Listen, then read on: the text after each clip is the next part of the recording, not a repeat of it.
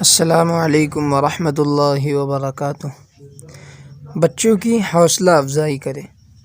انسانی فطرت میں یہ جذبہ داخل ہے کہ انسان جو بھی کام کرتا ہے اس کی خواہش یہ ہوتی ہے کہ اس کو سراہا جائے، اس کی حوصلہ افزائی کی جائے، اس کے کام کو پسندیدگی کی نگاہ سے دیکھا جائے، اس کی تعریف کی جائے۔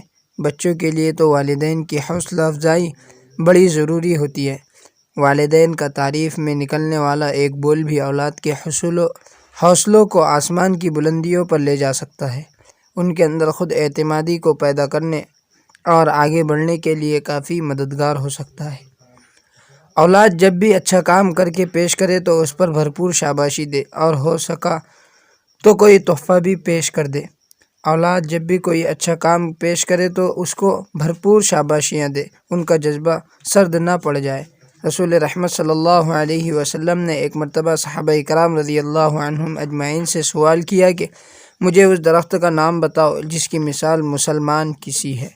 اس پر حضرت عبداللہ بن عمر رضی اللہ عنہ باوجود جواب معلوم ہونے کے خاموش رہے۔ اس کے بعد وہ فرماتے ہیں کہ جب میں نے اپنے والد کے ساتھ اس مجلس سے نکلا تو میں نے عرض کیا کہ میرے دل میں آیا کہ کہہ دوں یہ کھجور کا درخت ہے۔ انہوں نے کہا کہ پھر تم نے کیوں کہا نہیں؟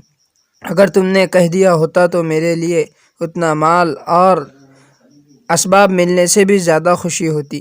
ابن عمر رضی اللہ عنہ بیان کرتے ہیں کہ میں نے عرض کیا صرف اس وجہ سے میں نے نہیں کہا کہ جب میں نے آپ کو اور حضرت ابو بکر رضی اللہ عنہ جیسے بزرگوں کو خاموش دیکھا تو میں نے آپ بزرگوں کے سامنے بات کرنا برا سمجھا۔ اللہ تبارک و تعالیٰ کی ان گنت نعمتوں میں سے ایک عظیم نعمت اولاد بھی ہے۔ اولاد والدین کے لیے جہاں ایک عطیہ خداوندی ہے وہیں ایک امانت بھی ہے۔ اولاد کی جسمانی نشو و نما جس طرح والدین کے ذمے ہے، اسی طرح ان کی اخلاقی تربیت بھی والدین کا اہم فریضہ ہے۔ اگر اس فریضے کو بحسن خوبی انجام دیا جائے تو یہ دنیا اور آخرت میں سرخ روئی کا سبب ہوگا، اور اگر اس میں کوتاہی برتی جائے تو یہ دونوں جہاں میں وبال جان کا باعث ہوگا۔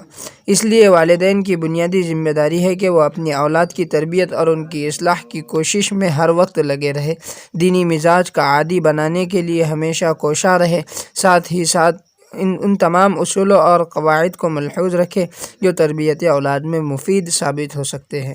اللہ تبارک و تعالی عمل کی توفیق عطا فرمائے۔